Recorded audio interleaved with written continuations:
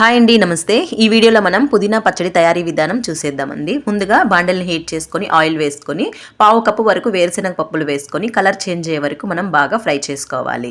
తర్వాత వాటిని పక్కన తీసి పెట్టుకొని క్లీన్ చేసుకున్న ఒక కప్పు నిండా పుదీనాని కూడా వేసుకొని ఆయిల్లో మనం బాగా ఫ్రై చేసుకోవాలి. పుదీనా ఇలా సాఫ్ట్గా అయిన తర్వాత మిక్సీ జార్లోకి యాడ్ చేసుకోవాలి.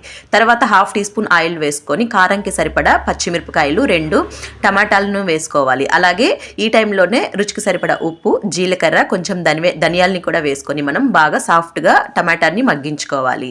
టమాటా మగ్గిన తర్వాత కొంచెం చింతపండును వేసుకొని ఇప్పుడు మనం స్టవ్ ఆఫ్ చేసుకోవాలి. స్టవ్ ఆఫ్ చేసుకుని ఈ మిశ్రమం అంతా చల్లారిన తర్వాత మొత్తంని మనం కొంచెం బరకగా ఉండేలా మిక్సీకి ఇలా గ్రైండ్ చేసుకోవాలి. ఇప్పుడు దీనికి తిరగమాత పెట్టుకోవడం కోసం ఆయిల్ హీట్ అయిన తర్వాత తిరగమాత దినుసులు, అలాగే వెల్లుల్లి, కరివేపాకు, ఎండుమిరపకాయలు వేసుకొని స్టవ్ ఆఫ్ చేసుకొని ఇందులో పచ్చడిని తిరగమాత వేసుకోవాలి. అంతే అండి, టేస్టీగా ఉండే పుదీనా చట్నీ రెడీ. దోశ, ఇడ్లీలోకి చాలా టేస్టీగా ఉంటుంది. Thank you for watching.